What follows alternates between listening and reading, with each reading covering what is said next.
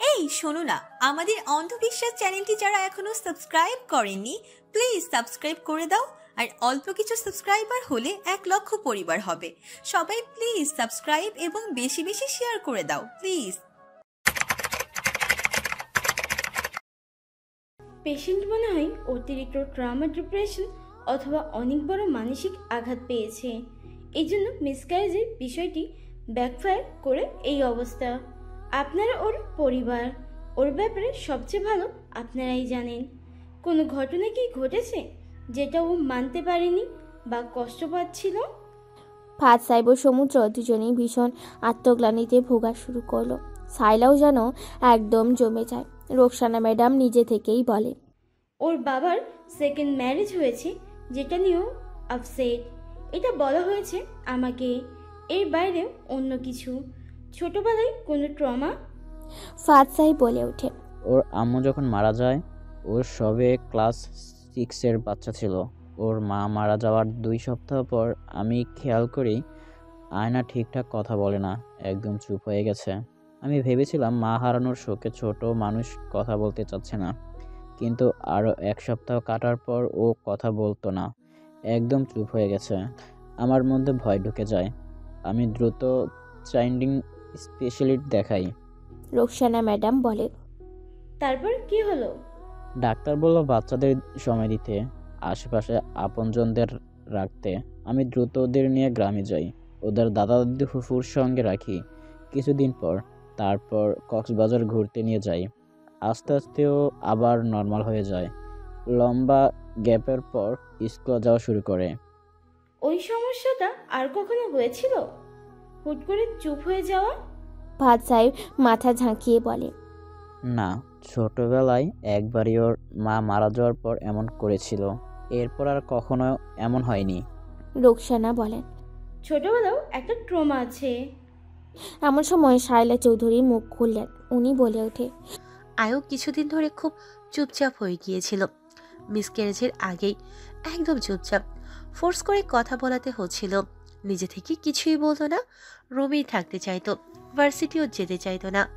Roksana madam বলে, হুট করে কি হলো আবার? কোনো ঘটনা ঘটেছে যেটা ও আবার মানতে পারছিল না? সাইলাই জবাব দেয়, আয়না আর সমুদ্রের মধ্যে একটু মনোমালিন্য চলছিল বোধ হয়, সেজন্য। রোকসানা ম্যাডাম সমুদ্রের অনেক সিনিয়র হন। উনি বলে ওঠে, তোমাদের মধ্যে সব ঠিক ছিল না? সমুদ্র একদম চুপ হয়ে যায়, মুখ ফুটে কিচ্ছু বলতে পারে না।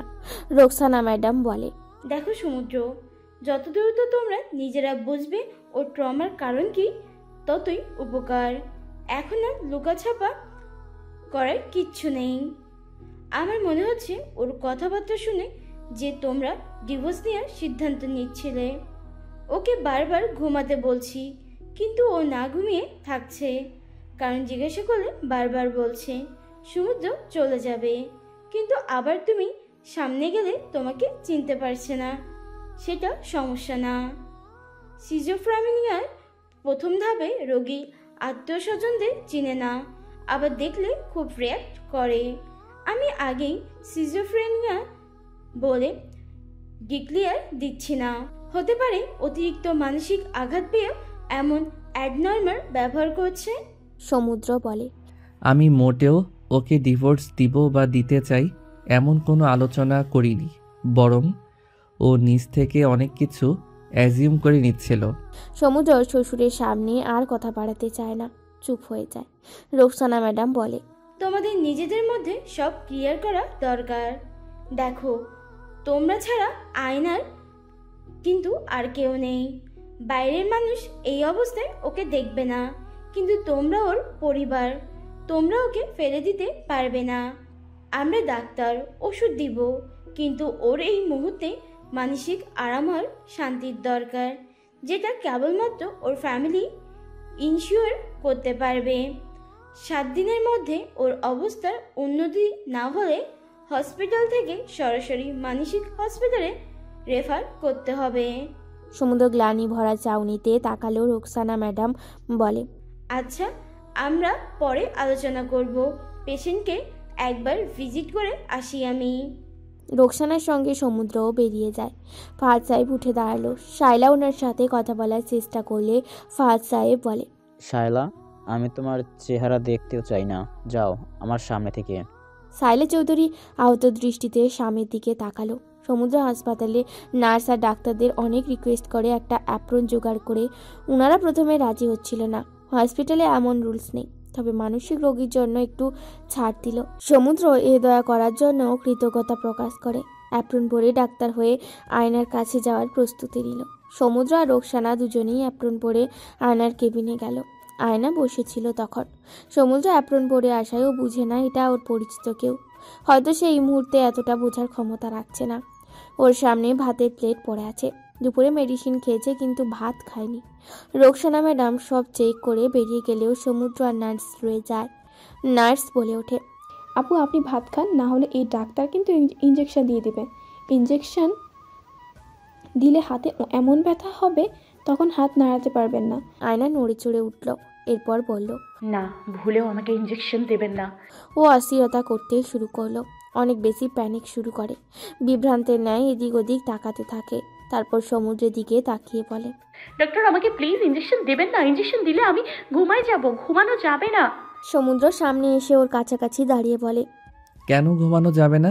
আয়না এবার সতর্ক চোখে ওর দিকে তাকিয়ে খুব লো ভয়েসে কেমন শিউরে উঠবার ন্যায় আওয়াজ বলে, আমি ঘুমাই গেলে সমুদ্র চলে যাবে, এই জন্য জেগে আছি। জেগে জেগে ওকে পাহারা দিচ্ছি। সমুদ্র ওর মাথায় হাত বুলিয়ে দিয়ে বলে, যাবে না, তুমি আরাম করে ঘুমাও। আয়না আবার অস্থির হয়ে বলে, না না, কোনোভাবেই ঘুমাবো না আমি। আমাকে কোনো মেডিসিন দিবেন ডক্টর, আমি তাহলে মারা যাব। সমুদ্রকে আলতো করে ধরে বলে, মেডিসিন খেলে তুমি সুস্থ হয়ে যাবে। প্লিজ খাও, খেয়ে আরাম করে ঘুমাও। কেউ কোথাও যাবে না। আয়না আগুন চোখে তাকিয়ে বলে, যাবে। আমি ঘুমাই গেলে সমুদ্র চলে যাবে। নার্স জিজ্ঞেস করে, সমুদ্র কোথায় যাবে আপু? গেলে যাক, আমরা ঘুমাই, সমস্যা নেই তো। আয়না ব্যতিব্যস্ত হয়ে বলে, সমুদ্র ইউসার কাছে যাবে। ওখানে গেলে ও আর আমার কাছে আসবে না, এই জন্য আমি ঘুমাবো না। কালকে থেকে একই কথাই বলে যাচ্ছে ও। নার্স চলে যায়। কেবিনে একা সমুদ্র থাকলেও ও আয়নাকে বলে ওঠে। তুমি ভাত খাও প্লিজ। তারপর আয়নার মাথায় হাত বুলাই দিল। আয়না বলে ওঠে, আপনি আমার গায়ে হাত দেবেন না। সমুদ্র একটু সরে এসে বলে, ভাত খাও, না হলে ইনজেকশন পুশ করব। আয়না ওষুধ আর ইঞ্জেকশন খুব ভয় পাচ্ছে। তার উপর ডাক্তার এসেছে ইঞ্জেকশন দিতে। এতেও আরও ভয় পেয়ে যায়। দ্রুত ভাতের প্লেটে থাবা বসায়। ডান বাম দুই হাত দিয়ে খাচ্ছে। খাবার ফেলেছে, মুখ থেকে উগলে ফেলে দিচ্ছে। কোনো কিছু ঠিক নেই। সমুদ্র খুব যত্ন করে ওকে ভাত মাখিয়ে হাতে তুলে দিতে থাকে। আয়না কিছু বলে না। ওর মধ্যে এখন কেন কিছু বোঝার ক্ষমতা নেই। অবুঝের মতো এখনও। খাওয়া দাওয়া করিয়ে দিয়ে বাথরুমে নিয়ে যাবে তার আগেই আয়নার মনে হয় কোনো একটা সেন্স কাজ করছে না। ও বুঝতে পারছে না যে ওর চাপ আসছে কিনা, ক্ষুধা পেয়েছে কিনা। বাথরুম যাওয়ার আগে ও জামা কাপড় নোংরা করে ফেলে। তখন সমুদ্রের পরিচিত নার্স আরিফা আপু আসেন দেখা করতে। দুজন মিলে আয়নাকে ক্লিন করে দিয়ে পেটে বসায়। আয়না একদম চুপ হয়ে গিয়েছিল। সমুদ্র আরিফা আপার কাছ থেকে এই চিরুনি নিয়ে ওর চুল আঁচড়ালো। তারপর ঝুটি করে দিল। আয়নাকে কড়া ডোজের ঘুমের ওষুধ দেওয়া হয়েছে, তবুও চোখ মেলে তাকিয়ে আছে। ঘুমের জন্য টলছে, তবুও চোখ খোলা। একা একা বিড়বিড় করছে, কিসব বলছে অসংলগ্ন কথাবার্তা। একা একাই চিল্লালো, একা একাই। তারপর হাসলো, তারপর ফের চুপ হয়ে যায়। একটু পর আবার কাঁদা শুরু করলো। কাঁদতে কাঁদতেই হেসে ফেলে। যে কেউ নিজের আপনজনকে এমন অবস্থায় দেখলে নিজেই পাগল হয়ে যাবে। সমুদ্রের মনে হচ্ছিল নাড়ি ভুড়ি উল্টে বমি হয়ে যাবে। সে নিজেকে ধরে রাখতে পারে না। ফ্লোরে হাঁটু গেড়ে বসে হাউমাউ করে কেঁদে দেয়। নিজেকে ধরে রাখতে পারে না। মনের সব চাপা কষ্ট চোখ বেয়ে গড়িয়ে যায়। শব্দ করে কেঁদে উঠল। সে জীবনেও ওইভাবে এতটা ভেঙে পড়েনি। আজ যেন তার সমস্ত দুনিয়া উলট পালট হয়ে গেছে। আয়না উঠে এসে তাকে একবার দেখে। এরপর বেড থেকে নেমে সমুদ্রের কাছে যায়। অ্যাপ্রন পরা সমুদ্রের মাথায় হাত বুলালো। একটু আগে সমুদ্র যেভাবে ওকে আদর করে দিচ্ছিল ঠিক সেইভাবে। হয়তো স্মৃতিতে এখন এইটুকু মেমোরিই আছে ওর। যত্নের বদলে যত্ন ফিরিয়ে দিচ্ছে কি ও? সমুদ্র চোখ তুলে তাকালেও জিজ্ঞেস করলো, ডক্টর, আপনি কেন কাঁদছেন? সমুদ্রের প্রশ্নটা শোনা মাত্র যেন বুকটা হু হু করে ওঠে। ওর কাছে উত্তর নেই কোনো। কি বলবে সে মেয়েটাকে? তাকে কষ্ট দিয়ে এখন সেও কষ্ট পাচ্ছে। আয়না পুনরায় জিজ্ঞেস করে, আপনার অনেক কষ্ট হচ্ছে? আমার অনেক কষ্ট, আমিও কাঁদবো। সমুদ্র আয়নাকে ধরে বলে, তোমার কোনো কষ্ট নেই আয়না, তোমার কোনো কষ্ট নেই। তারপর আস্তে করে বলে, আজ থেকে আমি তোমার খুব যত্ন নিব। আবার আগের মতো সুস্থ হয়ে যাবে তুমি, আমার সোনা। তুমি আবারও সুস্থ হয়ে যাবে খুব দ্রুত। আমি সব রকম চেষ্টা করব, যত্নের কোনো কমতি রাখবো না সোনা। আর কোনো দিন কষ্ট দিব না। আমায় ক্ষমা করে দাও আয়না, আমি তোমার ঠিক মতো যত্ন করতে পারিনি। টেক অ্যাজ গ্র্যান্টেড হিসেবে নিয়েছিলাম। সরি আয়না, আমাকে ক্ষমা করো। আমি তোমাকে সুখে রাখতে পারিনি, সরি। আর কোনো দিন অবহেলা করব না। হৃদয়ের সবটা নিংড়িয়ে তোমাকে ভালোবাসবো, কেবল তোমার যত্ন নিব। ডক্টর সাহেব, আপনি কষ্ট পায়েন না। কেউ কষ্ট পেলে আমারও কষ্ট লাগে। আয়নার কথায় ঘোর কাটে সমুদ্রে। সে নিষ্পলক চোখে তাকায় ওর পানে। যার দেওয়া আঘাত সহ্য করতে না পেরে আজ তোমার এই দশা, তাকেই সান্ত্বনা দিচ্ছ মেয়ে। আয়না, তুমি খুব ভালো মনের। তোমাকে এত সহজে পেয়ে গিয়ে তোমার মূল্যায়ন করতে পারিনি। জানি না তুমি সুস্থ হওয়ার পর কিভাবে তোমার সামনে মুখ দেখাবো। আমৃত্যু তোমার কাছে অনুতপ্ত থাকবো। আমায় ক্ষমা করো না, আমি ক্ষমার যোগ্য নই। মনে মনে আওড়ায় সমুদ্র। আয়না তার সামনে দাঁড়িয়েই ছিল, একদম শান্ত ও স্বাভাবিক। কিন্তু ক্ষণেই সে কী সব চিন্তা করে পুনরায় চেঁচামেচি শুরু করে। হাতের কাছটা একটা সাইড টেবিল আছে। সাইড টেবিলের উপর ওষুধের বাক্সটা রাখা। আয়না ওষুধের বক্সটা ছুঁড়ে ফেলে দেয়। কেমন হিংস্রতার আচরণ করেও। চোখ মুখ শক্ত করে ফেলে নিজেই নিজের মাথায় চুল টানতে থাকে। সমুদ্র ঠায় এক পল তাকিয়ে থেকে ওকে চুপ করানোর জন্য সামনে আঁকায়। কিন্তু আয়না ভায়োলেন্স হচ্ছিল বেশি। বেড কভার টেনে ফেলে দিয়ে চেঁচাতে থাকে। আপাতত ও এখানে থাকতে চাচ্ছে না। বাসায় যাবে নাকি, তাও এই মুহূর্তে ওর বাসা যাওয়া চাই। ওকে নাকি এখানে মেরে ফেলার জন্য আনা হয়েছে। সাদা রঙের জামা পরা ডাক্তার নার্স ওকে মারছে নাকি। ওর হইচই শুনে নার্স ডাক্তার ছুটে আসে। এটা একটা প্রাইভেট হাসপাতাল। এখানে মানসিক রোগী খুব কমই আসে। আশেপাশের কেবিনে অন্য রুগী এমন হইচইতে ডিস্টার্ব হবে। ওরা এমন ভায়োলেন্স ক্রিয়েট করতে দেবে না। সমুদ্র আয়নাকে থামাতে গেলে আয়না ওর গালে চড় বসায়, খামচি মারে। নার্স এসে আটকাতে গেলে নার্সের চুল ধরে টানে। এদিকে ডাক্তার রোকসানা ওয়ার্ডে গেছে। উনি নাকি ইঞ্জেকশন পুশ করতে মানা করেছে। আরও 24 ঘন্টা অবজারভেশনে রাখতে চায়। কিন্তু আয়নার অবস্থা ক্রমেই খারাপ হচ্ছে। ও স্বাভাবিক অবস্থায় কোনোভাবেই ঘুমাবে না। ঘুমের ওষুধও নিচ্ছে না। এখন ইঞ্জেকশন পুশ করিয়ে ঘুমের কড়া ডোজের মেডিসিন দেওয়া ছাড়া আর কোনো পথ খোলা নেই।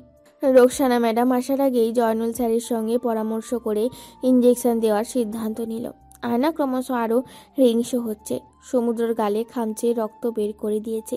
ওর ধারণা ডাক্তার ওকে মারবে, এই জন্য আত্মরক্ষা করছে। কাছে ঘেঁষতে দিচ্ছে না। দুজন নার্স এসে ওকে দুই দিক থেকে ধরে। ওই সময় আয়না আরও উত্তেজিত হয়ে যায়। সে নিজেকে ছাড়ানোর জন্য ছুটোছুটি করে। ব্যথা পাচ্ছে হাতে নিজের দোষে। পেটেও চাপ পড়ছে, ব্লিডিংও হচ্ছে কিনা জানা নেই। কিন্তু সেসব বোঝার শক্তি লোপ পেয়েছে তার। সমুদ্র ওদিকে চেয়ে কি যে মায়া হলো, সে নার্সকে বলে ওঠে, আপা, একটু আস্তে ধরেন ওকে, ও ব্যথা পাচ্ছে। নার্স ভদ্রতার সঙ্গে বলে, উনি এখন অনেক হাইপার হয়ে আছে। আমরা ধরে না রাখলে নিজেই নিজের আরও ক্ষতি করতে পারে। Try to understand. আয়নাকে এক প্রকার ধরে বেঁধে ইঞ্জেকশন পুশ করে দেওয়া হয়। ইঞ্জেকশন পুশ করার পর আয়না অনেক জোরে কান্না শুরু করে। কিসব বিলাপ বকে।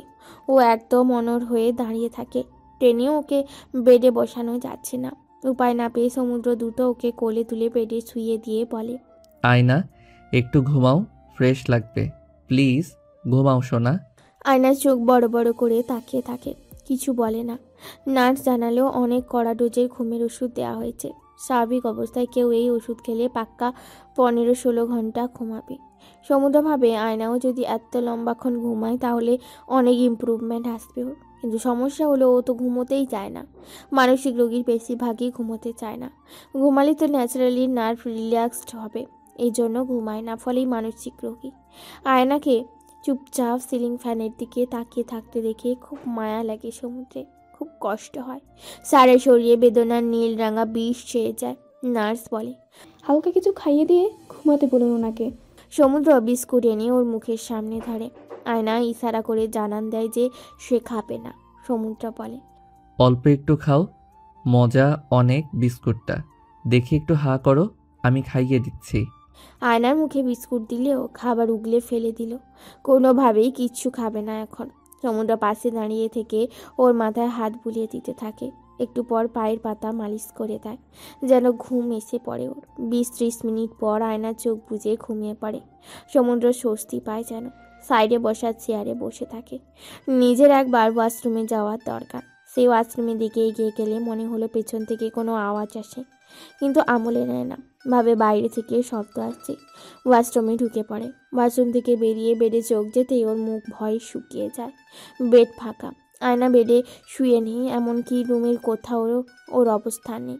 সমুদ্র ভয়ে ঘামা শুরু করে। ফাদ সাহেব বাসায় এলেন আজ 2 দিন পর।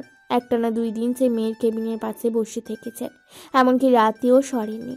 মেয়ের এই দুর্দশা দেখে সে নিজেই যেন মানসিক আঘাত পাচ্ছেন। কয়েকদিন এভাবে গেলে সে নিজেও পাগল হয় কিনা কে জানে। তার চোখ লাল হয়ে আছে। সে ঘুমের ওষুধ খেয়ে বসে আছে, ঘুম নেই চোখে। সমুদ্রের ব্যাপারে সায়লার থেকে একটা ভয়ঙ্কর তথ্য শুনেছে। সায়লা অবশ্য মুখ ফসকে বলে দিয়েছে, অনিচ্ছাই বলে ফেলেছে। সমুদ্র বিয়ের আগে অস্ট্রেলিয়া মেডিকেলে পড়ার সময়কালে একটা ইহুদি মেয়ের সঙ্গে সম্পর্ক ছিল। ওই মেয়েকে নাকি বিয়েও করার কথা ছিল। কোনো কারণে বিচ্ছেদ হয়, তারপর দেশে এসে তার মেয়েকে বিয়ে করে। এত বড় তথ্য তার জানা ছিল না। তার কাছ থেকে সায়লা বিষয়টা গোপন করেছে। সে যদি জানতো ছেলের এমন আগে সম্পর্ক আছে, কোনো দিন মেয়ে দিত না। প্রতারণা করে ছলনা করেছে, তাও সে যাকে উনি অন্ধের মতো বিশ্বাস করে। একাকিত্বে ভরা এই জীবনটাই সবচেয়ে বেশি সে সায়লাকেই ভরসা করে এসেছে।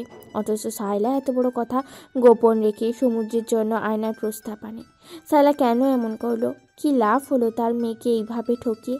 ফাদ সাহেব নিজে যেমন সম্মানিত ধনী ব্যক্তি, চাইলে ভালো জায়গায় মেয়ের বিয়ে দিতে ক্ষমতা রাখে, তাহলে কেন অন্য কারোর সাথে জড়িয়ে থাকা ছেলের প্রস্তাব আনে সায়লা? সায়লার উপর তিনি ভীষণ ক্ষিপ্ত। কোনো দিন মাফ করবে না সে সায়লাকে। আজকে তার মেয়ে হাসপাতালে বেডে শুয়ে কাতরাচ্ছে। বাবা হয়ে নিজের প্রতি ঘৃণা জন্মেছে তার। সায়লা তাকে বিশাল বিপদ থেকে রক্ষা করেছিল, জন্ম ধরেই নিয়েছে। সায়লা সর্বদা তার ভালো চায়। তার মেয়ে দুটোকে আদর করে সায়লার মুখে সমুদ্রের কথা শুনে সে দ্বিতীয় চিন্তা মাথায় আনেনি, রাজি হয়ে যায়। তখনই সায়লা চৌধুরী রুমে প্রবেশ করে। ওনাকেও ক্লান্ত দেখাচ্ছে। কেউ কোনোদিন ভাবেনি আয়নার সঙ্গে এত বাজে কিছু হবে। কেউ বিষয়টি মানতে পারেনি। সায়লা নম্র সুরে বলে, খেতে আসো ফাদ। সায়লার দিকে আক্রোশে ভরা চাউনিতে তাকিয়ে উনি বলে ওঠে, আমি খাবো এখন? এটা ভাবলে কিভাবে? আমার মেয়ে অসুস্থ সায়লা, তাও আমার জন্য, আমার ভুলের জন্য। আমি বাবা হয়ে আমার মেয়েটাকে অনেক কষ্ট দিয়েছি। ফাহাদ, ও সুস্থ হয়ে যাবে। ডক্টর বলেছে তো, মেডিসিন নিলেই ঠিক হয়ে যাবে। সায়লা, কেন তুমি এমন করলে? সায়লা ভয়ে সামান্য কেঁপে ওঠে। ফাদকে কয়েক বছর ধরেই চেনে। সরকারি বড় কর্মকর্তা হওয়ার পরও ওর মধ্যে রাগ করার স্বভাব নেই, কিন্তু আজ ওনার চোখে ক্রোধ দেখতে পাচ্ছে সায়লা। কেন আমাদের সাথে প্রতারণা করলে? আমার বাচ্চা মেয়েটার সঙ্গে কিসের এত শত্রুতা? সায়লা, তুমি আমার ভরসার পাত্র ছিলে। তোমাকে এত বিশ্বাস করতাম, কিন্তু তুমি পেছন থেকে পেটে চাকু বসালে। আমি আমার মেয়েকে কি জবাব দিব? কি বলো ওকে? ওর বাবার কাছে ওর সবচেয়ে অন্য কেউ আপন বেশি। কেন তুমি আমাকে এত বড় আঘাত দিলে? কি ক্ষতি করেছিলাম আমি?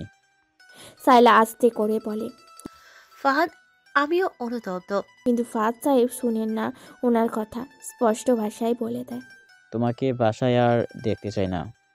আয়না নিশ্চয়ই ঘুমানোর ভান ধরেছিল। সমুদ্র সত্যিই এখান থেকে পালানোর চেষ্টা করছে।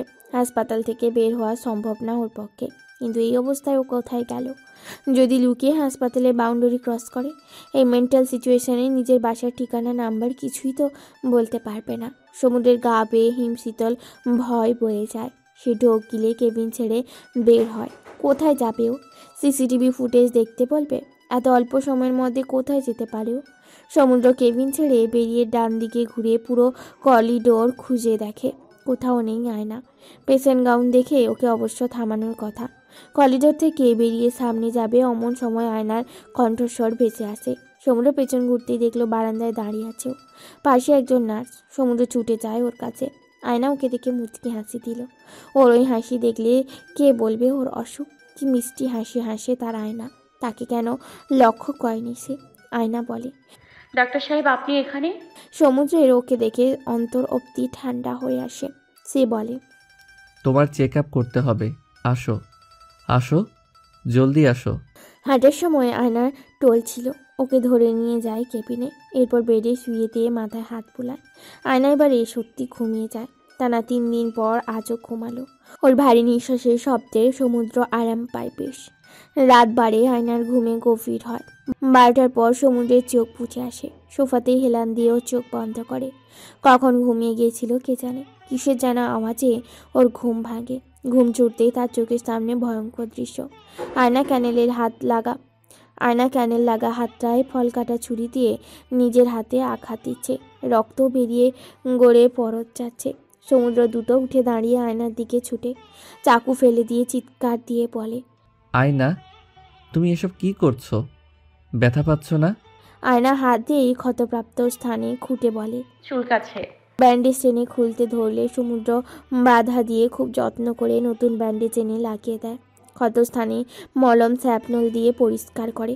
তুলা দিয়ে আস্তে করে ক্ষতস্থানে আশেপাশে মালিশ করে, যেন ইচিং না করে।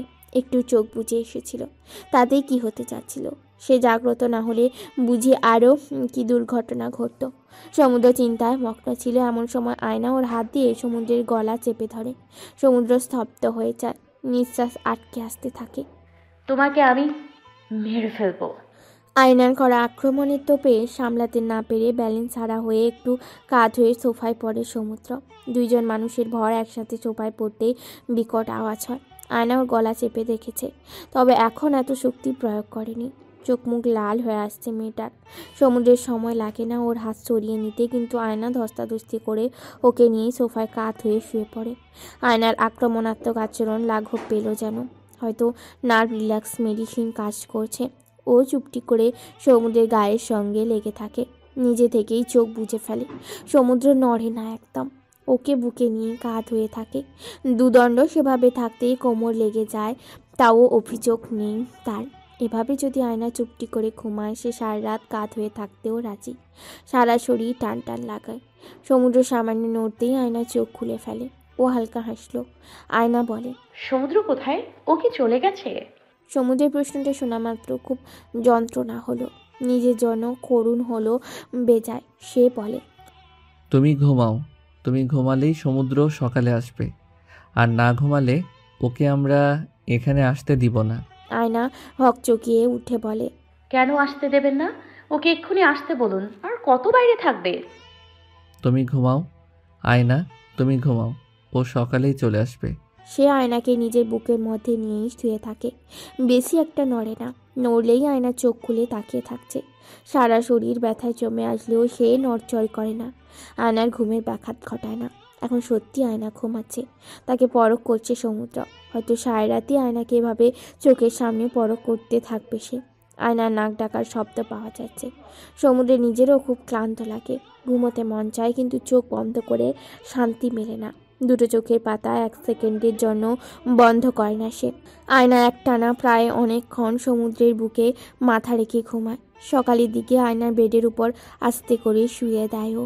বেডে শুয়ে দেওয়ার 10 মিনিটের মধ্যে ওর ঘুম ভাঙে। তখন সকাল 7টা বাজছিল। সমুদ্রের চেহারা দেখে যে কারোর মায়া হবে। নির্ঘুম রজনী পার করে ও যেন একদিনে কাহিল হয়ে গেছে। আয়নার চোখ খুলে ওর দিকে তাকালো। এরপর রিনরিনে সুরে বলে, সমুদ্র আপনি অ্যাপ্রন পরে আছেন কেন? আয়নাকে এহেন কথা বলতে শুনে সমুদ্র আনন্দে আত্মহারা হয়। নিজের কানকে বিশ্বাস করতে পারে না। নিজের অনুভূতি সামলিয়ে ধাতস্থ হতে সময় নেয়। আয়না পুনরায় প্রশ্ন করে, আপনি কেন অ্যাপ্রন পরে আছেন? সমুদ্রের সঙ্গে সঙ্গে অ্যাপ্রন খুলে ফেলে দিয়ে ওর সামনে এসে দাঁড়ালো। কি বলবে ভেবে পাচ্ছে না। আয়না সত্যি তাকে চিনতে পারছে নাকি সে ভুল দেখছে। আয়না তবে অসুস্থ হয়ে গেল।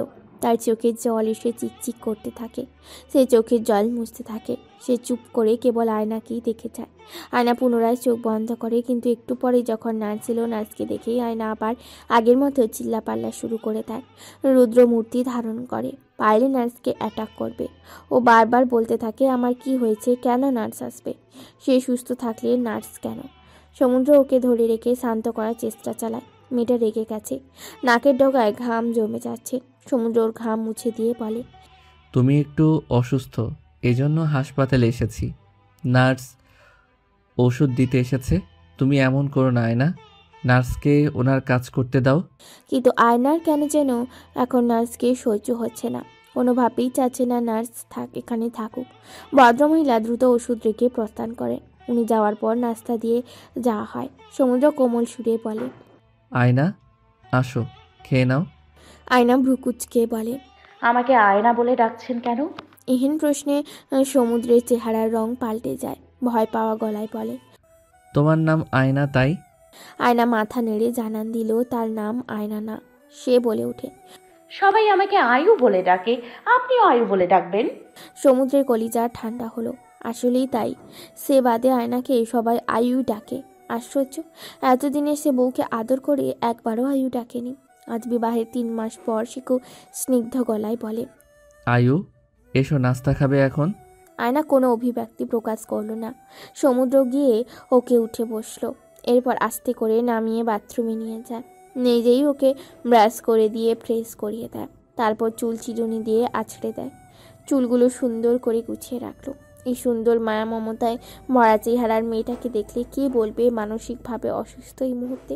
আয়নাকে খেতে দিলেও কোনো কিছুই মুখে তুলে খায় না, চুপচাপ বসে আশেপাশে তাকিয়ে থাকে। সমুদ্র উঠে ওর পাশে বসে রুটি ছিঁড়ে দিয়ে সবজির সঙ্গে মাখিয়ে মুখে তুলে খাইয়ে দেয়।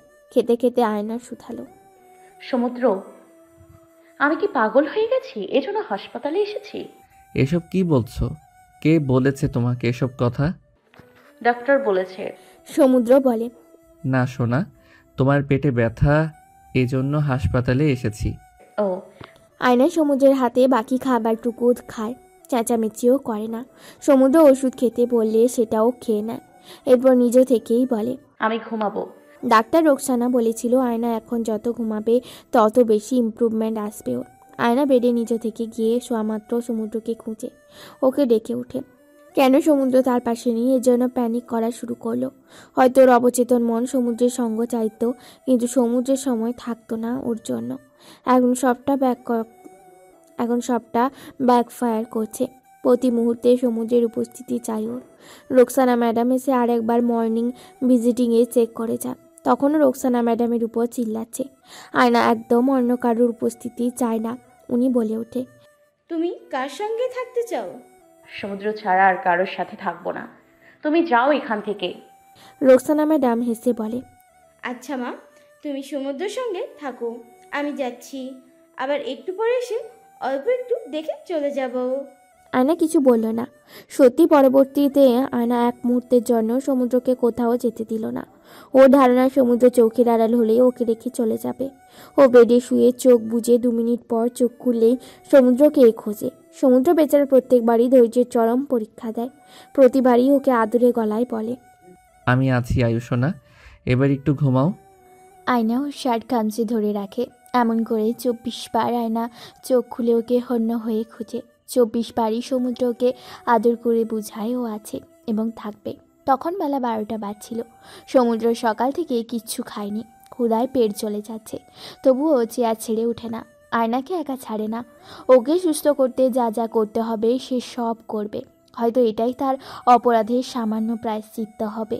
আয়না বলে ওঠে, আমি শায়লা আন্টির হাতের কচুর ভর্তা দিয়ে ভাত খাবো।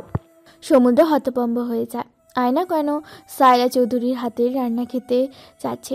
এই অবস্থায় কোনো এর উত্তর খুঁজে বোকামি। সে বিচলিত বোধ করে। কোথা থেকে কচু ভর্তা আনবে সে? বলে ওঠে, পিৎজা বা রামেন খাবে? আয়না মাথা নাড়িয়ে না বোধক অর্থ প্রকাশ করে বলে, না, আমি দুপুরে শায়লা আন্টির হাতের কচু ভর্তা দিয়ে ভাত খাবো। আজকের সকালটা অন্যান্য দিনের চেয়ে একটু অন্যরকম। শৈত্যপ্রবাহ চলছে জন্য কেমন শীত শীত। ট্যাপের পানিও ঠান্ডা। হাত দেওয়া মাত্র সরিয়ে নিতে মন চাইবে। শায়লা চৌধুরী ডাইনিং টেবিলে বসে গেছেন। খাবার টেবিলে দেওয়া হয়েছে, কিন্তু সে কিছুই খেলো না। ফাদ সাহেব একটু পর এলেন। তাকে দেখে মুখ চোখ শক্ত করে এক প্রকার কটাক্ষ করে বলেই দিলেন, তুমি যাওনি এখনো এই বাসা ছেড়ে? কাল রাতে না তোমাকে সাফ বলেছিলাম চলে যাওয়ার জন্য? শায়লা ভীষণ অপ্রস্তুত হয়ে পড়ে। সে ভাবতে পারছে না কি উত্তর দিবে। ফাদকে কিভাবে সামলাবে সে? ফাদের রাগের সাথে সে পরিচিত নয়। এই প্রথম ওকে এত রাখতে দেখলো। সকালবেলায় উঠেও ভাবছিল ফাঁদ বুঝি রাতের আগের বসে বলা কথাগুলো ভুলে গেছে। পরবর্তীতে ঠান্ডা মাথায় তাকে সব বুঝাবে, দরকার বলে ক্ষমাও চাইবে, তবুও ঝামেলা আর বাড়াতে চায় না। কিন্তু সকাল সকাল ফাঁদের মুখে এমন অপমানসূচক কথা শুনে সে ভীষণ হতভম্ব হয়, তবে চুপ থাকে। দুই পক্ষকেই মাথা গরম রাখলে সমস্যা বাড়ে। ফাঁদ সাহেব নাস্তা না করে এক প্রকার কড়া গলায় বলে, আমি চাই না তুমি আর আমার জীবনে থাকো। হাসপাতাল থেকে আসার পর তোমায় যেন আর না দেখি। ফাঁদ সাহেবের চিৎকারে হামিলা বুয়া বেরিয়ে আসে রান্নাঘর থেকে। শাশুড়ি সালেহা বানুও রুম ছেড়ে বের হয়। সাইলা লজ্জায় মুখ লাল হয়ে আসে, অপমানী মুখ থমথমে হয়ে যায়। অপলক নয়নে চেয়ে থাকে স্বামীর দিকে। ফাদের উচিত তাকে আর একটা বার সুযোগ দেয়া। সে তো অনুতপ্ত। আয়নার সঙ্গে যা হচ্ছে এটা সে কোনোদিন চায়নি।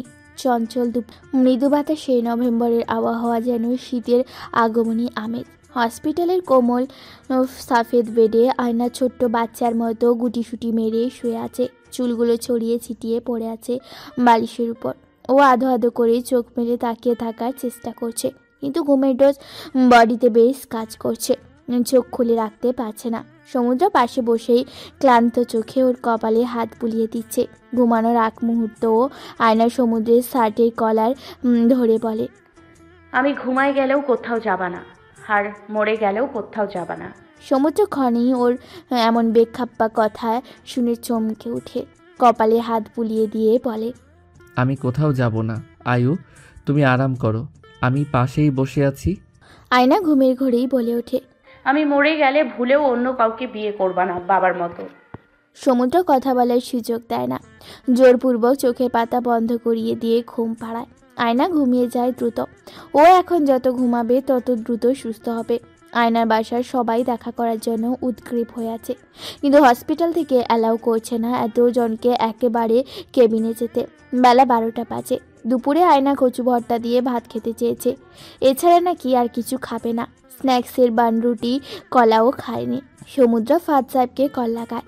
ফাঁদ সাহেব হাসপাতালে লবিতে ওয়েটিং জোনে আছেন, মেয়ের জন্য অপেক্ষায় আছেন উনি। সমুদ্র খুব নিম্ন স্বরে বলে ওঠে, বাবা, আয়ু শাইলা আন্টির হাতের কচু ভর্তা খেতে চাচ্ছে, আপনি ম্যানেজ করেন। আমি হসপিটাল অথরিটির সঙ্গে কথা বলে নিচ্ছি, ওনারা সমস্যা করবে না তাহলে? ফাঁদ সাহেব তপ্তা খেয়ে বলে, আয়ু কচু ভর্তা করতে চাচ্ছে, ও তো এসব পছন্দ করে না, ও এসব খায় না। এখন এটাই লাগবে ওর, না হলে আরও হাইপার হবে। এর চেয়ে আপনি শাইলা আন্টিকে রান্না করে এনে দিতে বলেন। আয়ু শাইলা আন্টির সাথে দেখা করতে চাইছে, ঘুম থেকে উঠলেই হুলুস্থুল শুরু করবে। রাখছি। সমুদ্র ফোন কেটে বিশাল কাচের জানলাটার দিকে চেয়ে থাকে। জানলা দিয়ে বাইরের দৃশ্য দেখা যাচ্ছে। বিশাল বড় বট গাছটায় একটা পাখি কিচিরমিচির করছে। একটু এগিয়ে জানলার দিকে গিয়ে দাঁড়ালো। হঠাৎ আয়নার কণ্ঠস্বর শুনেও অবাক হলো। পেছনে তাকাতেই দেখে আয়না উঠে বসেছে। সমুদ্রের দিকে তাকাতেই বলে ওঠে, তোমার না আমার পাশে বসে থাকার কথা, ওখানে কেন?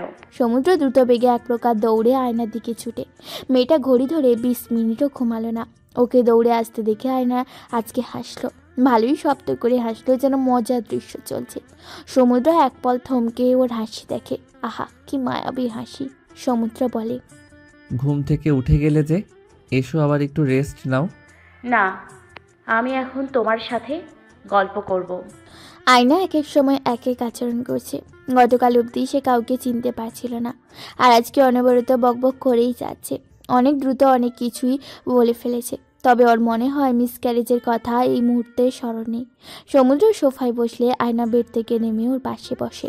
এরপর গল্প করা শুরু করে, নিজেই আপন মনে বলতে থাকে।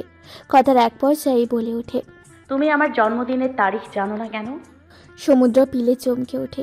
ওর এটাও এই মুহূর্তে মনে আছে যে সমুদ্রর জন্মদিন ভুলে গিয়েছিল। আহারে, হয়তো ওই দিনও অনেক বেশি কষ্ট পেয়েছিল, যেটা মস্তিষ্কের স্মৃতির পাতায় লেখা আছে এখনো। সমুদ্র ওকে বলে ওঠে, তোমার জন্মদিন 12 সেপ্টেম্বর, আমার মনে আছে। আয়না যেন এতেই খুব খুশি হলো, আবার হাসলো, যেন সমুদ্র ওর জন্ম তারিখ মনে রাখা অনেক বড় কোনো বিষয়। সমুদ্রের খুব মায়া হলো, মন চাইলো টাইম ট্রাভেল করে গত হওয়া আয়ুর জন্মদিনে চলে যেতে। তাহলে নিশ্চয়ই ওর জন্য দারুণ কিছু করতো, যেন মেয়েটা কষ্ট না পায়। আয়না নিজ থেকে ওর বুকে মাথা রেখে বলল, তুমি অফিস থেকে এত তাড়াতাড়ি কেন ফিরেছ? আমি কত অপেক্ষা করি তোমার জন্য। সন্ধ্যা থেকে তোমার আসার অপেক্ষা করি, লেবুর শরবত বানায় রাখি, কিন্তু তুমি আসো না। কত মন খারাপ হয় আমার, সেটা কি জানো মিস্টার ওশেন? সমুদ্র চুপ বনে যায়। আসলেই সে জানে না, সে জানতো না তার আয়ু তাকে এতটা ভালোবাসে। সমুদ্র এত ভালোবাসার বিনা খরচায় পেয়ে গিয়েছিল, বিধায় মূল্য দেয়নি। আসলে সে আয়ুর ভালোবাসা পাওয়ার যোগ্যই না। চোখের কোণে কোনো কারণ ছাড়াই পানি এসে জমল। আয়নাকে তা বুঝতে দিতে চায় না সে। মুখ ফিরিয়ে নিলে সঙ্গে সঙ্গে আয়না ওর হাত দিয়ে সমুদ্রের মুখে হাত রেখে ওর দিকে মুখ ফিরিয়ে এনে বলে, তুমি কি কাঁদছিলে নাকি? আচ্ছা, না তো। একটা প্রশ্ন করি। করো, যা ইচ্ছা বলো, তোমার সব কথাই শুনবো। ইনফ্যাক্ট প্রশ্ন করার আগে জিজ্ঞাসা করতেও হবে না আয়ু। তুমি আমাকে ভালোবাসো? আয়না এখন যে কন্ডিশনে আছে, এই অবস্থায় এ ধরনের সূক্ষ্ম প্রশ্ন করায় সমুদ্র নিজে হকচকিয়ে ওঠে। পরে মনে পড়ে আয়না প্রায়শই তাকে জিজ্ঞেস করত। কোনোদিন সমুদ্র মুখ ফুটে ভালোবাসি বলেনি। আর সে আয়নার দুগালে তার হাত দুটো আলতো করে রেখে বলে, হ্যাঁ, ভালোবাসি আয়ু। তুমি দ্রুত সুস্থ হয়ে যাও, আমরা বাসায় যাব। আয়না বলে। সমু, আমার কি হয়েছে? সমুদ্র চিন্তা করে কি উত্তর দিবে তাকে। কুণ্ঠিত বোধ করে সে।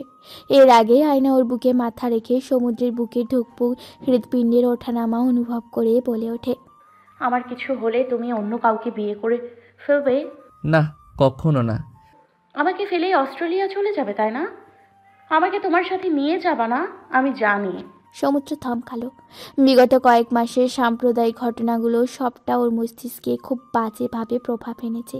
প্রতিটি ঘটনায় ও আহত হতো, তবে মনের মধ্যে চেপে রাখতে রাখতে মানসিক আঘাত পেয়েছে, যার জেরে ধরে ও এখন এসব অনর্গল কথা বলে যাচ্ছে।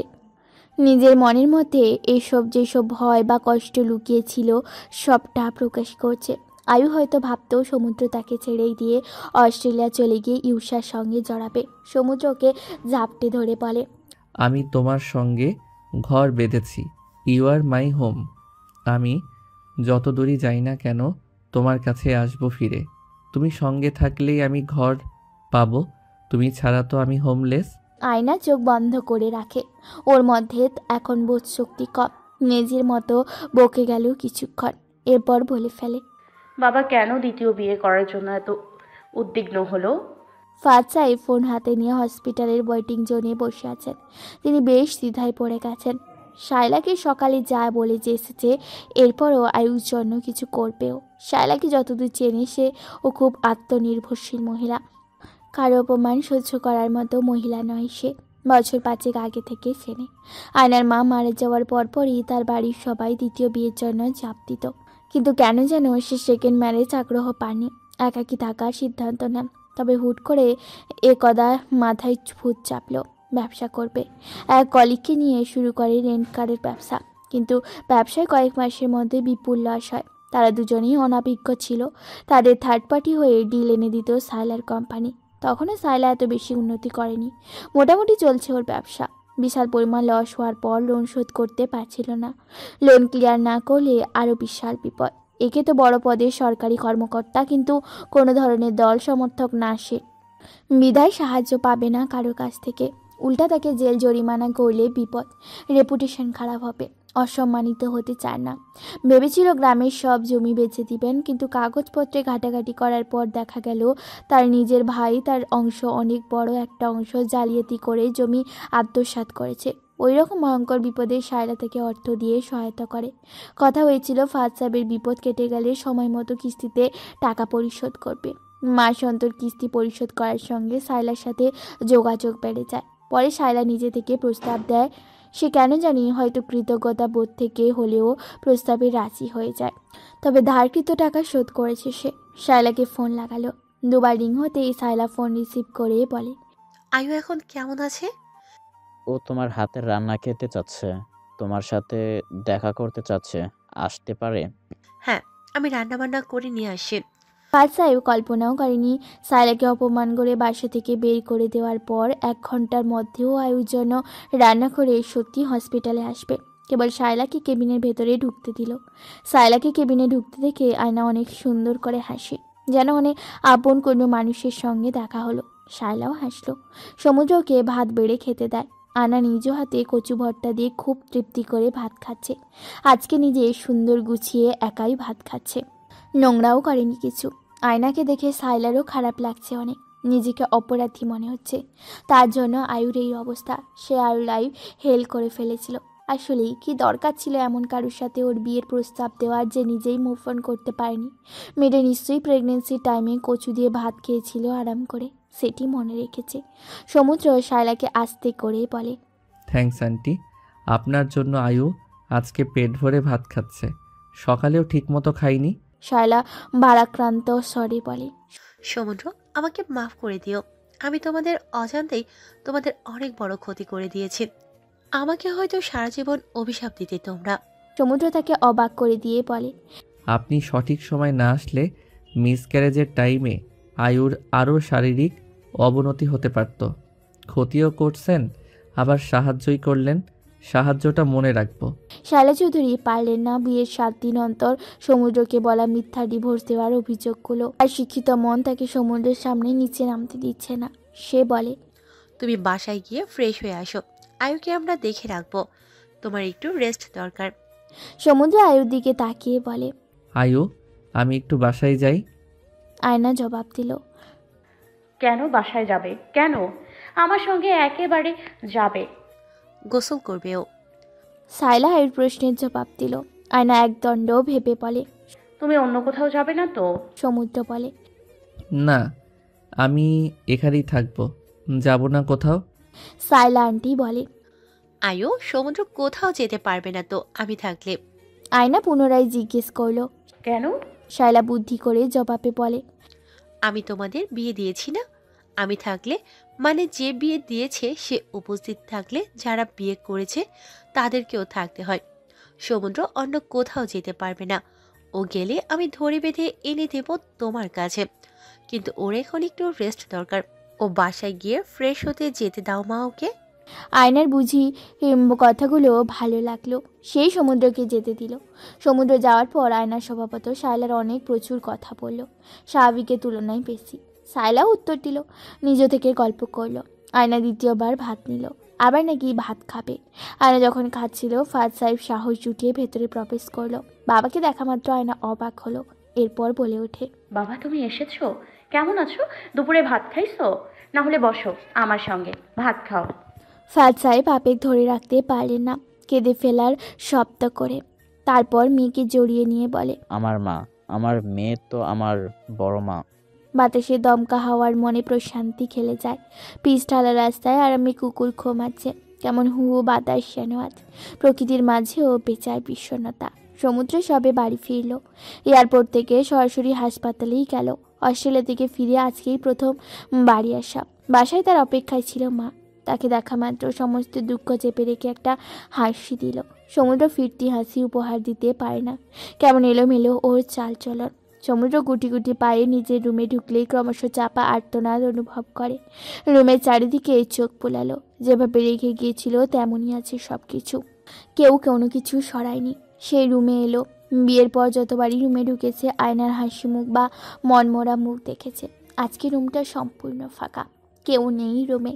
ফাঁকা রুমটায় তার কেমন দমবদ্ধ লাগে, অস্থির লাগে। কোথায় জানি শুনেছে পুরুষ সব কিছু অ্যাডজাস্ট করতে পারলেও খালি ঘরে অ্যাডজাস্ট করতে পারে না। সমুদ্র আলমারি খুলতেই আরও বেশি থমকে দাঁড়ায়। আয়ুর জামা কাপড়ের ভিড়ে তার শার্ট প্যান্ট কিছুই নজরে আসে না। সমুদ্র ওর একটা মোলায়েম সুতির ওড়না হাতে নেয়। এরপর চুপচাপ বেডে গিয়ে বসে। ওড়না হাতে নিয়ে বসে থাকে। নানান চিন্তা মাথায় আসে। কয়েক পল সে ভাবেই কেটে যায়। ঝিম মেরে বসে থাকে সে। হুট করে কাঁধে কারো হাত রাখার স্পর্শে ওর ধ্যান ভাঙে। পেছনে তাকাতেই নিজের মাকে দেখা মাত্র কেমন একটা শান্তি লাগে তার। জীবনের যেই পর্যায়েই থাকি না কেন প্রতিটা পর্যায়ে মা বাবাকে দরকার। মিসেস রোদেলা করুণ গলায় বলে, কি হয়েছে বাবু? সমুদ্র তার মায়ের কোলে মাথা রেখে বলল, আম্মু, আমার কিছু ভালো লাগছে না। আয়না কবে সুস্থ হবে? রোদেলা ছেলের মাথায় হাত বুলিয়ে দিয়ে বলে, তুই ওর যত্ন নে। আয়ু এমনি দ্রুত সুস্থ হয়ে যাবে। ডাক্তারও লাগবে না ওর। ওর দরকার যত্ন আর ভালোবাসা। মেয়েটা ছোট থেকেই যত্নে বড় হয়েছে, তো এই জন্যই অযত্ন নিতে পারে না। সমুদ্র আস্তে করে বলে, আমি ওকে অনেক যত্নে রাখবো। রোদেলা বলে। তোর ভাগ্য অনেক ভালো, দ্বিতীয়বার সুযোগ পেয়েছিস। অনেকেই আছে যারা কখনো লাইফে সেকেন্ড চান্স পায় না, আজীবন অনুশোচনা নিয়ে ঘোরে। সমুদ্রের চোখ গড়িয়ে এক ফোঁটা অশ্রু পড়ে। সে দ্রুত নিজেকে সামলে নেয়, উঠে ওয়াশরুমের দিকে পা বাড়ায়। ওয়াশরুম থেকে ফিরে বারান্দায় যেতেই চোখ গেল আয়নার লাগানো নয়নতারা গাছটার দিকে। আয়না খুব শখ করে একটা গাছটাল লাগিয়েছিল, তবে পানির অভাবে গাছটি শুকিয়ে যাচ্ছে। সে দ্রুত গাছের টবে পানি দিয়ে দুপল অপেক্ষা করে অপমানে বলে ওঠে, আয়ু এবং আয়ুর সংস্পর্শে থাকা সব কিছুরই যত্ন নিব আজ থেকে। বিকেল হওয়ার আগ থেকেই আয়না পুনরায় সমুদ্রের জন্য অস্থির হয়। ডাক্তার রোকসানা আসলে ওনাকে বলে, আপনি সমুদ্রকে আসতে বলেন, ও অনেকক্ষণ ধরে নেই। রোকসানা মূলত ভিজিটিংয়ে এসেছিল। আয়নার উন্নতি দেখে ফাদ সাহেবকে একটু সরিয়ে এনে বলে ওঠে, আপনারা চাইলে আয়নাকে বাসায় নিয়ে যেতে পারেন আগামীকাল। এখন ওর ফ্যামিলির সাপোর্ট দরকার, সবার ভালোবাসা দরকার। আমাদের যা সেবা দেওয়া দিয়ে দিয়েছি, মেডিসিন চলুক, সপ্তাহে সপ্তাহে চেক করলে এনাফ। বাসায় যাক, ও হসপিটালে বিরক্ত হচ্ছে। ফাদ সাহেব আয়নার রিলিজ দেওয়ার কথা শুনেও অনেক বেশি খুশি হন। মেয়েকে বাসায় নিয়ে যেতে পারবে, এর চেয়ে সুখকর খবর আর কি হতে পারে।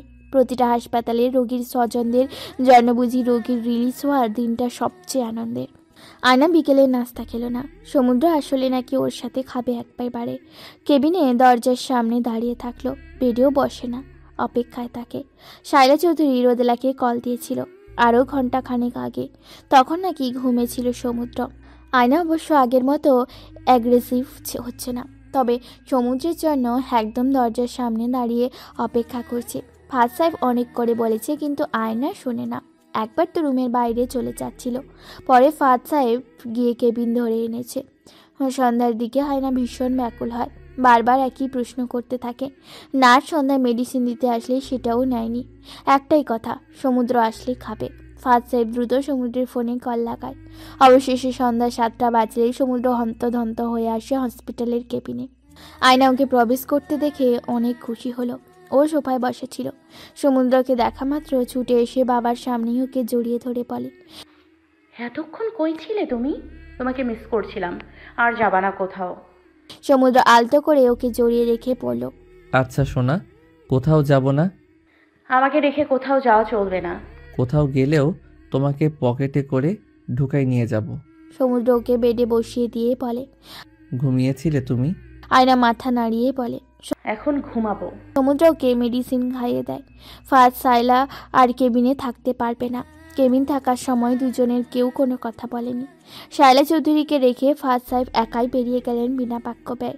সাইলা দুদণ্ড থেমে একাই রওনা হলেন নিজের বাসার উদ্দেশ্যে। ফাদ সাহেব এখনও তার উপর ক্ষুব্ধ।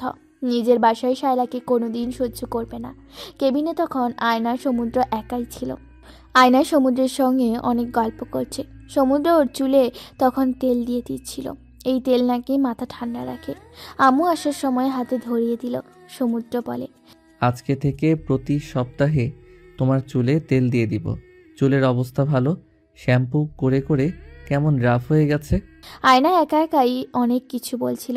হুট করেও বায়না ধরলেও লাল শাড়ি পরবে। সমুদ্র আকাশ থেকে পড়ে। হাসপাতালে কে লাল শাড়ি পরতে চায় ভাই?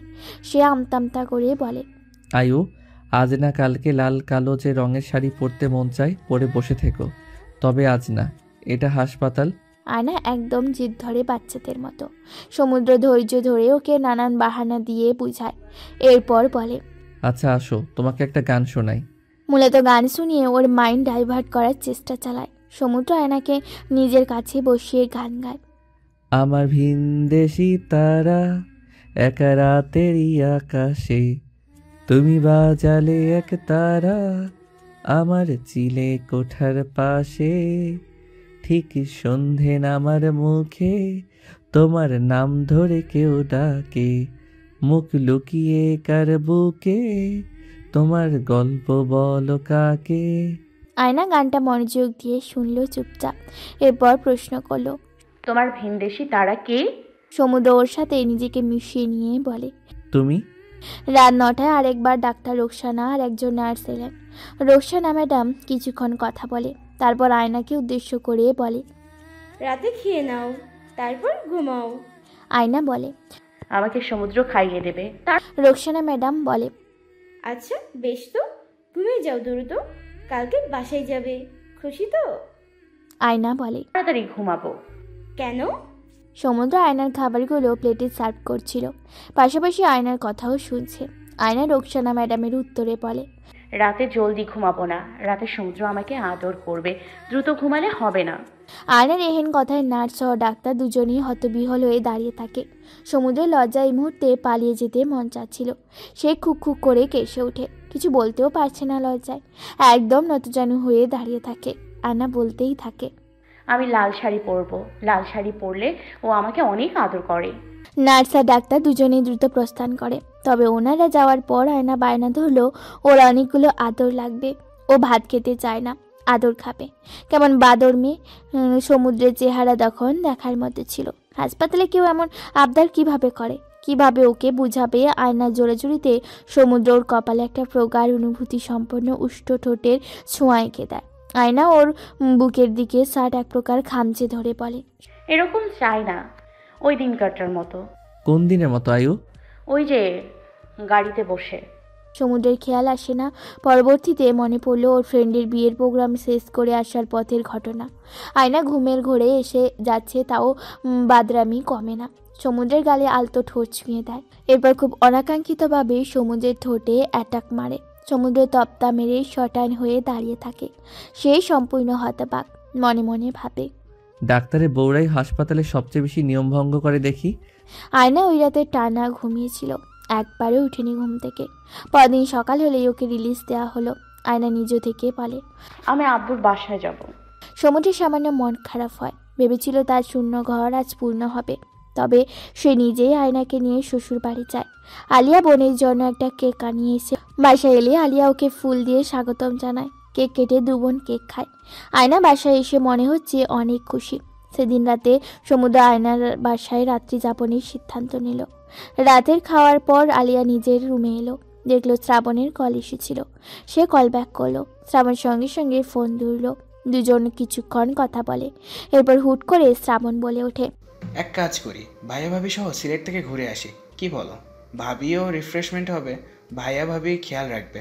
তোমাদের একটা ভ্যাকেশন দরকার, একটু প্রকৃতির কাছাকাছি যাওয়া দরকার, তাহলে মাইন্ড রিফ্রেশ হবে। আলিয়া বলে, আই ডোন্ট নো ভাইয়া আপা রাজি হবে কিনা। আপা মাত্র হসপিটাল থেকে ফিরলো। কয়েকদিন পর যাওয়ার প্ল্যান করতে বলি। সেদিন রাতেই শ্রাবণ সমুদ্রকে আয়নাকে নিয়ে সিলেট ঘুরে আসার বুদ্ধি দিল। সমুদ্রের আইডিয়াটা মনে ধরল। সে শ্রাবণকে সব ব্যবস্থা করতে বলল। তবে আরও 7 দিন পরে ট্যুর প্ল্যান করতে বলল। আয়না ততদিনে পুরোপুরি রিকভার করবে। ফোনে কথা বলার সময় আয়না শুনেছে ওরা সিলেট যাবে। ও খুশিতে আত্মহারা যেন। সমুদ্র ফোন রেখে আয়নার ওষুধপত্র দেখেছিল। এমন সময় আয়না ওর হাতে গুঁতা দিয়ে বলে, আমাকে সিগারেট দাও, সিগারেট খেতে মন চাচ্ছে। সমুদ্র বলে, তোমার ক্ষুধা পেয়েছে নাকি? দেখো, সিগারেট কোনো খাওয়ার জিনিস না, এটা খেলে পেট ধরবে না, তার চেয়ে বরং কুকিজ বিস্কুট খাও। আয়না চিন্তিত গলায় বলে, তাহলে তুমি খাও কেন? আমি খাই না তো। আয়না বলে, আমি দেখেছি তোমাকে সিগারেট খেতে, এখন আমিও তোমার মতো সিগারেট খাবো, দাও বলছি। সমুদ্রকে নিজের কাছে টেনে এনে কোলে বসিয়ে আয়ুর ফোলা ফোলা গালে আলতো করে ঠোঁট ছুঁয়ে দিল প্রায় 2.5 মিনিট ধরে। তারপর সে বলে, এটাই সিগারেট খাওয়া? স্নিগ্ধ কোমল সকাল, ভোর 6টা বাজছিল তখন। নভেম্বরের শীতে আলসেমি তখন তুঙ্গে। সমুদ্র চোখ কচলে মাথা তুলে তাকায় চারপাশে। বুকের বাপাসটা কেমন ভারী ভারী লাগলো। বুকের দিকে চোখ মিলতেই দেখে আয়না গড়াগড়ি খেয়ে ঘুমের মধ্যে তার বুকে এসে জড়ো হয়ে শুয়ে খুব বেঘরে ঘুমাচ্ছে। একটা পা সমুদ্রের গায়ের উপর তুলে দেওয়া কমফোর্টারের সামান্য সরে গেছে গা থেকে। সমুদ্র আস্তে করে গায়ে কম্বলটা মুড়িয়ে দিয়ে ওর দিকে কিছুক্ষণ চেয়ে থাকে নির্বাক হয়ে।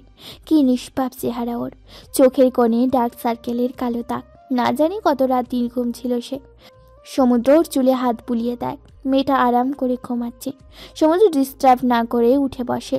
তার ঘুম ছুটে গেছে। বেডে হেলান দিয়ে বসে এক দৃষ্টিতে আয়ুর দিকে তাকিয়ে থাকলো। আয়নার ঘুম ভাঙে সকাল 10টার দিকে। ওকে জাগ্রত হতে দেখে সমুদ্র নিজ থেকে ওর দিকে ঝুঁকে এককাল হেসে বলে, গুড মর্নিং। আয়না পিটপিট করে চেয়ে থাকে। আশেপাশে তাকালো অবাক দৃষ্টিতে। তারপর নিজের পেটের দিকটায় হাত দিয়ে বলে, আপনি না অস্ট্রেলিয়া ছিলেন, এখানে কিভাবে আসলেন? আয়না অসুস্থ হওয়ার পর থেকে প্রতিনিয়ত অনেক অদ্ভুত কথাবার্তা বলেছিল। সমুদ্র ধৈর্য নিয়ে সব কিছুর উত্তর দেয়, মনের ভুলেও বিরক্তি প্রকাশ করে না। সে আয়নার কপালে চুমু দিয়ে বলে, আমি তো অনেক আগেই তোমার কাছে এসেছি, অস্ট্রেলিয়া থেকে ফিরে এসেছি। আয়না কি সব ভাবে, এরপর বলে, আমার মাথা কেমন ঝিমঝিম করছে। ঘুমাও, এক কাজ করো, আমার কোলে মাথা রাখো, আমি মাথায় ম্যাসেজ করে দেই। আয়নার মাথায় হাত বুলিয়ে দিতে থাকলে একটু পর ও আবার ঘুমিয়ে যায়। বেলা 1টায় ওর ঘুম ভাঙে। ঘুম থেকে উঠে ফ্রেশ হয়ে এলে ওর জন্য দুপুরে অনেক কিছুই আয়োজন করে রেখেছে বাসার বাকি সদস্যরা। বহুদিন পর আয়না দুপুরে বাবা আর পুরা পরিবারের সঙ্গে খেতে বসে। ওর প্রিয় রোস্ট রান্না হয়েছে। বিয়ের আগে বাসায় ইলিশ মাছ রান্না হলে যেমন করে বাবা মাছের কাঁটা সরিয়ে দিত, আজও ঠিক সেইভাবেই মেয়ের পাতে ইলিশ মাছ বেছে দেন ফাহাদ। আয়না খেতে খেতে বলে, শায়লা আন্টি কোথায়? ফাহাদ সাহেব সামান্য ব্রু কুচকে মেয়ের দিকে তাকিয়ে থাকে। আলিয়া দ্রুত আগ বাড়িয়ে বলে, আপা, কচু ভর্তা বানানো হয়েছে তোমার জন্য, দিব? আয়না কিছু বলে না, আশপাশে তাকিয়ে কাকে যেন খুঁজে। খাওয়া শেষ হওয়ার আগেই ওষুধপত্র দিয়ে হাজির হয় সমুদ্র। আয়না সবাই যেন চোখে হারাচ্ছে। আলিয়া 2 মিনিট পর পর এসে আপাকে দেখে নিচ্ছে। ওর আপার চেহারার দিকে তাকালেই এত মায়া লাগছে। দুপুরের দিকে সবাই ভাত ঘুমের জন্য যে 4 রুমে চলে যায়। আয়নাও ঘুমিয়ে যায়। ওর ওষুধগুলো বেশ পাওয়ারফুল, ঘুম খুব তীব্র হচ্ছে। এখনও ওষুধের প্রভাবে ঘুমিয়ে পড়েও। সমুদ্র টিসার টান টান করে বাসার বাইরে বেরিয়ে হয়। তখন অলমোস্ট 4:30 বাজছিল। একটা কাজে এলাকার বাইরে গেছে, আধ ঘন্টাও লাগবে না ফিরতে। এদিকে তখনও আয়না ঘুমেছিল, জন্য কেউ ওকে ডিস্টার্ব করেনি। এমনকি বাসায় কেউ কোনো সারা শব্দও করেনি। আয়নার রুমে দরজা ভিড়ানো ছিল। কখন যে ও ঘুম থেকে উঠে বাসার বাইরে চলে যায় কেউ বলতে পারে না। আলিয়া চা নিয়ে আপার রুমে এসে দেখে রুম ফাঁকা, মেন গেটের লক খোলা। ওর বুক ধক করে ওঠে। আপা কই চলে গেল? সে বিকট আওয়াজে চিৎকার দিয়ে ওঠে। দ্রুত ফাহাদ সাহেব বেরিয়ে আসে মেয়ের চিৎকারে। আয়নার রুম ফাঁকা দেখে ওনার বুঝতে বাকি রইল না আয়ু নিশ্চয়ই বাসার বাইরে চলে গেছে। টেনশনে ওনার কপালে ঘাম ছুটে। ওর তো শরীর ভালো না, তার উপর এত বড় ডোজের ওষুধ নিচ্ছে, একা বের হওয়া রিক্সি। উনি দ্রুত সিঁড়ি বেয়ে নিচে নামতে শুরু করেন। আলিয়া সমুদ্রের ফোনে কল দিতে থাকে। কি করবে সে? উপায় না পেয়ে নিজেও নিচে নেমে পড়ে। আয়না এলোমেলো পায়ে হাঁটছে। ঘুম থেকে উঠে সে বাসার বাইরে চলে এসেছে। আশেপাশে সব কিছু অচেনা লাগছে। কই যাচ্ছে নিজেও চায় না। হাঁটতে হাঁটতে বাসার গলি চৌরাস্তায় চলে আসো। রাস্তা পার হওয়ার জন্য যানবাহন চলাচল করতে থাকা গাড়ি রিক্সার ভিড়ে পা বাড়াতে ধরলে কেউ একজন ওকে টেনে সরিয়ে আনে। আয়না বিরক্ত হয়ে পিছে ফিরে দেখে সমুদ্র দাঁড়িয়ে আছে। ওর ওই নীল চোখের মণিতে একরাশ আতঙ্ক। আয়না সরাসরি ওর চোখের দিকে তাকিয়ে রইল। কেমন বোবা হয়ে তাকিয়ে থাকে দুজন। রাস্তার পাশ দিয়ে যাওয়া 2-1 পথচারী তাদের বকাঝকা দিয়ে গেল। ওরা কর্ণপাত করল না। অন্যদিন হলে সমুদ্র নিশ্চিত আয়নাকে অনেক বকা দিত, কিন্তু আজকের পরিস্থিতি ভিন্ন। সে নম্র গলায় বলে, আয়ু, তুমি বাসা থেকে একা কেন বেরিয়েছো? আয়না পিটপিট করে চেয়ে থাকে। এরপর আশেপাশে তাকিয়ে বলে, আমি রাস্তা চিনতে পারছি না, আমরা কোথায় আছি এখন?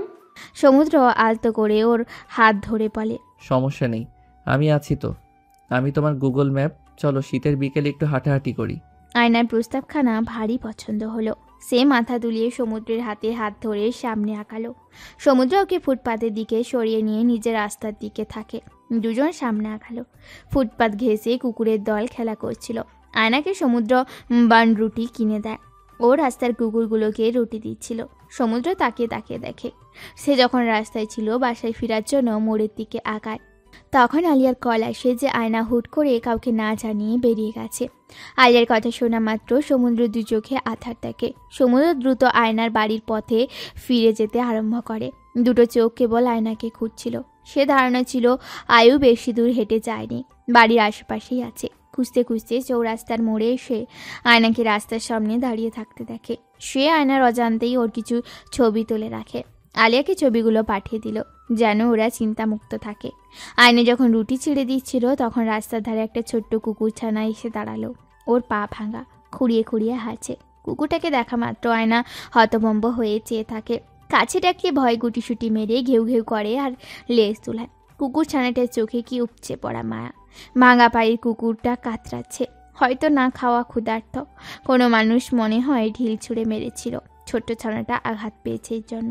আয়না জোরের আওয়াজ করে সমুদ্রকে ডাকে, বলে ওঠে, তুমি না ডাক্তার, এই বাবুটাকে সুস্থ করে দাও। আয়না সরল আবদার। সমুদ্র বিপাকে পড়ে। সে তো হিউম্যান ফিজিওলজি পড়ে এসেছে।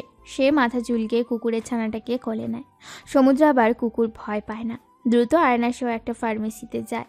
বিশাল বড় ফার্মেসি। ফার্মেসির লোক একটু অবাকই হলো। আজকাল মানুষজনের বোবা প্রাণী নিয়ে বিন্দুমাত্র ভাবে না, অথচ দুজন মিলে একটা কুকুর নিয়ে এসেছে। লোকটা প্রথমে ব্যান্ডেজ লাগিয়ে দিয়ে বলে, নিয়মিত ভালোবাসার গল্প শুনতে এবং পড়তে আমাদের অন্ধবিশ্বাস চ্যানেলটি সাবস্ক্রাইব করে পাশে থাকা বেল আইকনটি ক্লিক করুন। ধন্যবাদ সবাইকে।